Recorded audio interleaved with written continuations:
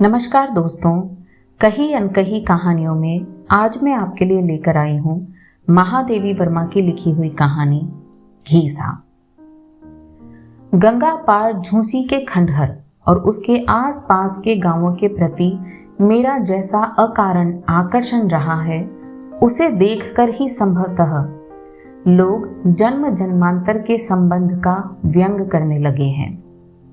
है भी आश्चर्य की ही बात कि जिस काश के समय को लोग मित्रों से मिलने, उत्सवों में सम्मिलित होने अथवा अन्य आमोद प्रमोद के लिए सुरक्षित रखते हैं, उसी समय को मैं इस खंडहर और भागीरथी के तट पर काट ही नहीं, सुख से काट देती हूँ। दूर पुते बड़े घरौंदों के समान लगने वाले कुछ लिपे पुते जीर्ण शीर्ण घर, उन घरों से निकलती स्त्रियों का झुंड जो पीतल के चमचमाते, मिट्टी के नए लाल या पुराने बदरंग घड़े लेकर गंगाजल भरने आता है, या फिर वो ग्वालों के बालक, गडरियों के बच्चे या व्यर्थ दिन भर गिल्ली डंडा खेलने वाले लड़के, शहर में दूध बेचने जाते या लौटते हुए ग्वाले, किले में काम करने जाते या घर आते मजदूर, नाव बांधते या खोलते हुए मल्लाह, इन सब से भी मैं परिचित हो गई हूँ। कह नहीं सकती कब और कैसे मुझे उन बालकों को कुछ सिखाने का ध्यान आया, पर जब बिना किसी चिर परिचित समारोह के मेरे विद्यार्थी पीपल के पेड़ की घनी छाया में मेरे चारों ओर एकत्र हो गए, तब मैं बड़ी कठिनाई से गुरु के उपयुक्त गंभीरता का भार वहन कर सकी। और वे जिज्ञासु कैसे थे, कैसे बताऊं, पर घीसा उनमें अकेला ही रहता था और आज भी मेरी स्मृति में अकेला ही आता है। वह गोधूली मुझे अब तक नहीं भूली है। मेरा नाव वाला कुछ चिंतित सा लहरों की ओर देख रहा था। बूढ़ी भक्तिन मेरी किताबें, कागज कलम आदि संभाल कर नाव पर रखकर बढ़ते अंधकार पर खिजलाकर बुदबुदा रही थी, या मुझे कुछ कुछ सनकी बनाने वाले विधाता पर, यह समझना कठिन था। बेचारी मेरे साथ रहते रहते 10 लंबे वर्ष काट आई है। नौकरानी से अपने आप को एक प्रकार की अभिभाविका मानने लगी है, परंतु मेरी सनक का दुष्परिणाम सहने के अतिरिक्त उसे क्या मिला है। सहसा ममता से मेरा मन भर आया, परंतु नाव की ओर बढ़ते हुए मेरे पैर फैलते हुए अंधकार में से एक स्त्री मूर्ति को अपनी ओर आता देख ठिठक गए।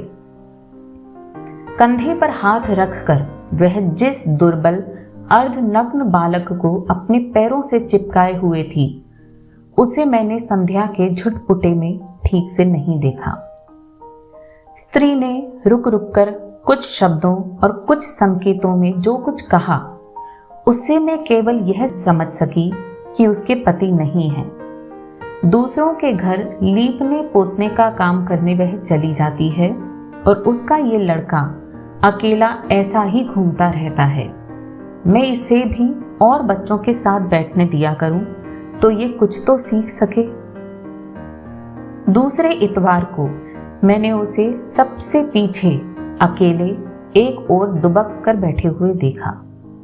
पक्का रंग, मलिन मुख, 2 पीली परंतु सचेत आंखें, पतले होंठ, सिर पर खड़े हुए छोटे छोटे रूखे बाल और मुख पर संकोच भरी कोमलता। परंतु उसकी सचेत आंखों में न जाने कौन सी जिज्ञासा भरी थी। वे निरंतर घड़ी की तरह खुली मेरे मुख पर ही टिकी रहती थीं, मानो मेरी सारी विद्या बुद्धि को सीख लेना ही उनका ध्येय था।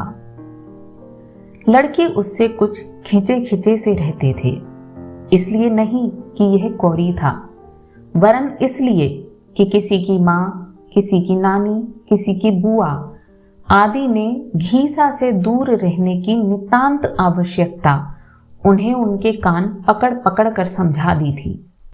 बाप तो जन्म से पहले ही नहीं रहा, घर में कोई देखने भालने वाला न होने के कारण माँ उसे बंदरिया के बच्चे के समान चिपकाए फिरती थी।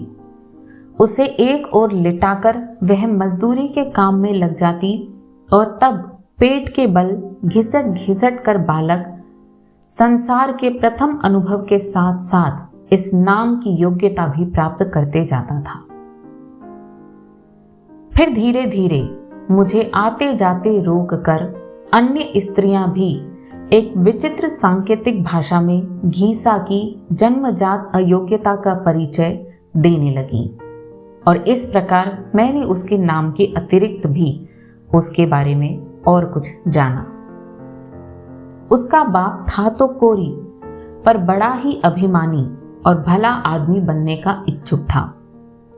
डलिया आदि बुनने का काम छोड़कर वह थोड़ी बड़ाईगिरी सीख आया और केवल इतना ही नहीं, एक दिन चुपचाप दूसरे गांव से युवती वधू लाकर उसने अपने गांव की सब सजातीय सुंदरी बालिकाओं को उपेक्षित और उनके योग्य माता पिता को निराश कर डाला।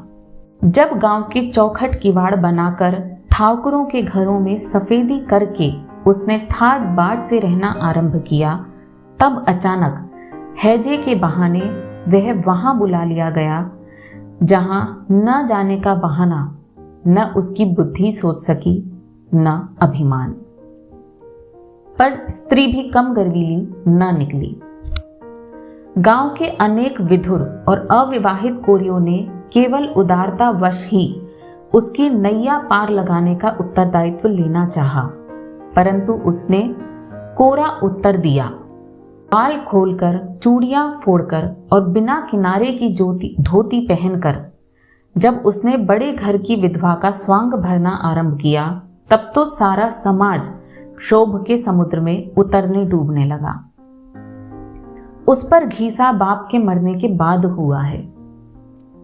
हुआ तो वास्तव में 6 महीने बाद था। यह कथा विस्तार के साथ सुनाई गई। सुनाई तो गई थी मेरा मन फेरने के लिए, और मेरा मन फिरा भी, पर किसी सनातन नियम से कथा वाचक की ओर न फिरकर कथा के नायकों की ओर फिर गया, और इस प्रकार घीसा मेरे और अधिक निकट आ गया। वह अपना जीवन संबंधी अपवाद कदाचित पूरा नहीं समझ पाया था, परंतु वह सबको अपनी छाया से इस प्रकार बचाता रहता था मानो उसे कोई छूत की बीमारी हो। पढ़ने, समझने, व्यवहार के समय स्मरण रखने, पुस्तक का उत्तरदायित्व बड़ी गंभीरता से निभाने में उसके समान कोई चतुर न था। इसी से कभी कभी मन चाहता था कि उसकी मां से उसे मांग ले जाऊं और अपने पास रखकर उसके विकास की उचित व्यवस्था कर दूं, पर उस मानिनी विधवा का, उस उपेक्षिता का वही एक सहारा था। वह अपने पति का स्थान छोड़ने के लिए भी प्रस्तुत न होगी, ये भी मेरा मन जानता था, और उस बालक के बिना उसका जीवन कितना दुर्वह हो सकता था, यह भी मुझसे छिपाना था। इस तरह घीसा उन्हीं कठोर परिस्थितियों में रहा जहां क्रूरतम नियति ने केवल अपने मनोविनोद के लिए ही उसे रख दिया था।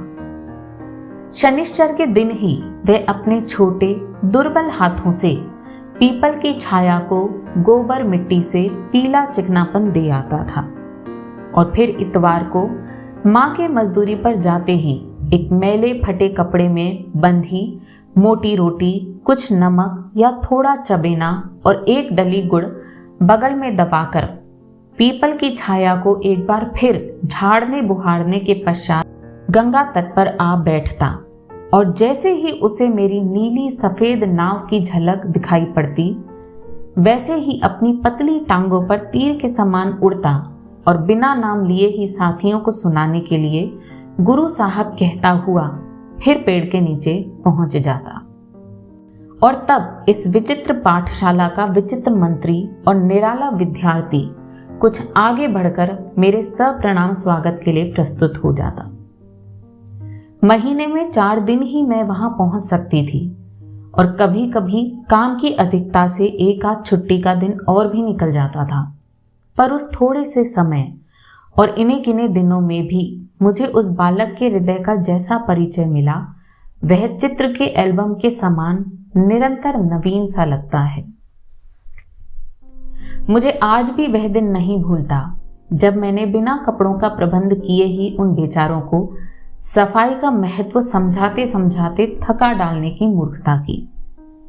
दूसरे इतवार कुछ केवल मुंह हाथ धो आए थे, कुछ जैसे के तैसे थे, कुछ के हाथ पांव ऐसे घिसे थे कि शेष मलिन शरीर के साथ अलग जोड़े से लगते थे, और कुछ न रहेगा बांस न बजेगी बांसुरी की कहावत चरितार्थ करने के लिए मैले फटे कुर्ते घर ही छोड़ आए थे।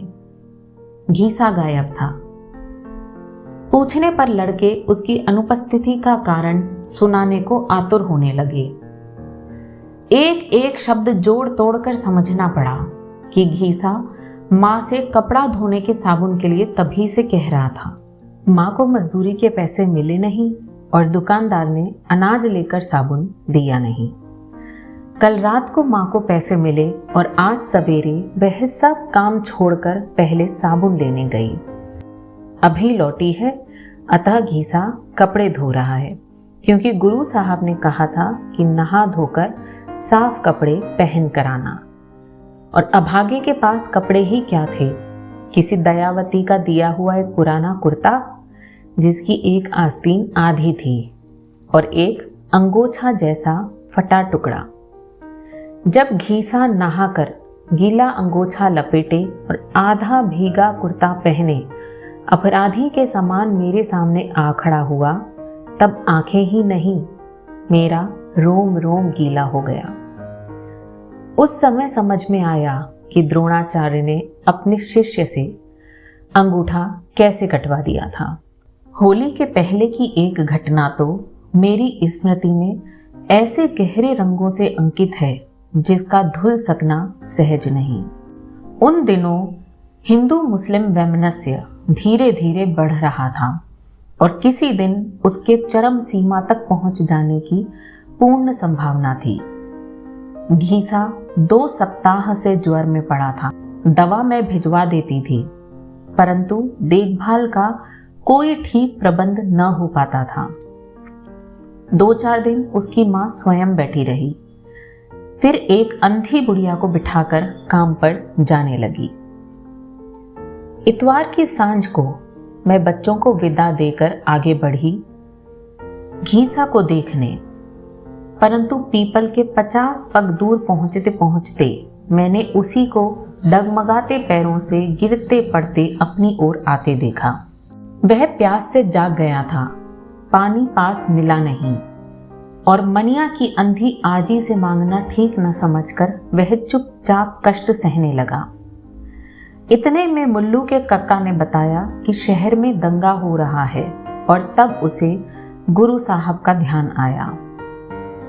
मुल्लू के कक्का के हटते ही वह ऐसे हौले हौले उठा कि बुढ़िया को पता ही न चला और कभी दीवार कभी पेड़ का सहारा लेता लेता वो इस ओर भागा। वह गुरु साहब को उस पार किसी तरह भी न जाने देगा। पार तो मुझे पहुंचना ही था, पर बीमार घीसा को ऐसे समझाकर जिससे उसकी स्थिति और गंभीर न हो जाए। उसे समझाने का प्रयत्न करते करते अचानक ही मैंने एक ऐसा तार छू दिया जिसका स्वर मेरे लिए भी नया था। यह सुनते ही कि मेरे पास रेल में बैठकर दूर दूर से आए हुए बहुत सारे विद्यार्थी हैं जो अपनी माँ के पास साल भर में एक बार ही पहुंच पाते हैं और जो मेरे न जाने से अकेले घबरा जाएंगे। घीसा का सारा विरोध ऐसे बह गया, जो सांझ को अपनी माई के पास नहीं जा सकते उनके पास गुरु साहब को जाना ही चाहिए। घीसा रोकेगा तो उसके भगवान जी गुस्सा हो जाएंगे, क्योंकि वे ही तो घीसा को अकेले बेकार घूमता देखकर गुरु साहब को भेज देते हैं। आदि आदि उसके तर्कों का स्मरण कर आज भी मन भर आता है।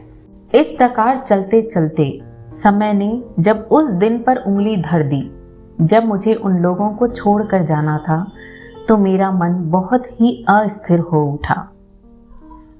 कुछ बालक उदास थे, कुछ छुट्टी से प्रसन्न, और ऐसे महत्वपूर्ण कोलाहल में घीसा न जाने कैसे अपना रहना अनावश्यक समझ लेता था। अतएव सदा के समान आज भी मैं उसे न खोज पाई। जब वहां से चली मैं कुछ चिंतित थी। मन भारी भारी हो रहा था, आंखों में कोहरा सा घिराता था। वास्तव में उन दिनों डॉक्टर को मेरे पेट में फोड़ा होने का संदेह हो रहा था। ऑपरेशन की संभावना थी। कब लौटूंगी या नहीं लौटूंगी, यही सोचते सोचते मैंने फिर चारों ओर जो आर्द्र दृष्टि डाली, वह कुछ समय तक उन परिचित स्थानों को भेंट कर वहीं उलझ रही। एक दो दिए जल चुके थे। मैंने दूर पर एक छोटा सा काला डब्बा आगे बढ़ता हुआ देखा। वो घीसा ही होगा, यह मैंने दूर से ही जान लिया। आज गुरु साहब को उसे विदा देना है, ये उसका नन्हा हृदय अपनी पूरी संवेदना शक्ति से जान रहा था।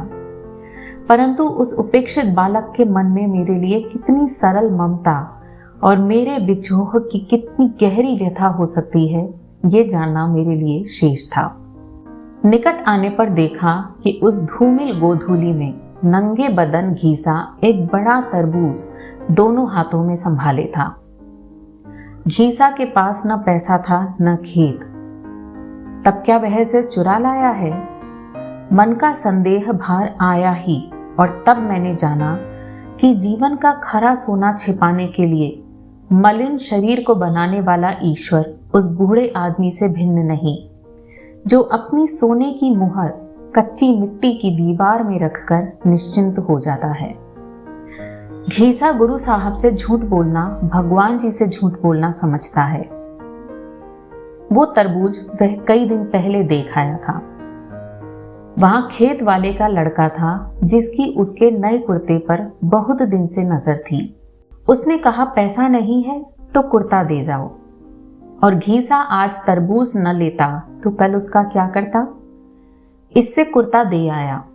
पर गुरु साहब को चिंता करने की आवश्यकता नहीं, क्योंकि गर्मी वह कुर्ता पहनता ही नहीं और आने जाने के लिए पुराना ही ठीक रहेगा। गुरु साहब न ले तो घीसा रात भर रोएगा, और ले जावे तो वह रोज नहा धोकर पेड़ के नीचे पड़ा हुआ पाठ दोहराता रहेगा, और छुट्टी के बाद पूरी किताब पट्टी पर लिखकर दिखा सकेगा। उस तट पर किसी गुरु को किसी शिष्य से कभी ऐसी दक्षिणा मिली होगी, ऐसा मुझे विश्वास नहीं। उस दक्षिणा के सामने संसार में अब तक सारे आदान प्रदान फीके जान पड़े। फिर घीसा के सुख का विशेष प्रबंध कर मैं बाहर चली गई, और लौटते लौटते कई महीने लग गए। इस बीच में उसका कोई समाचार न मिलना ही संभव था। जब फिर मुझे उस ओर जाने का अवकाश मिल सका, तब घीसा को उसके भगवान जी ने सदा के लिए पढ़ने से अवकाश दे दिया था।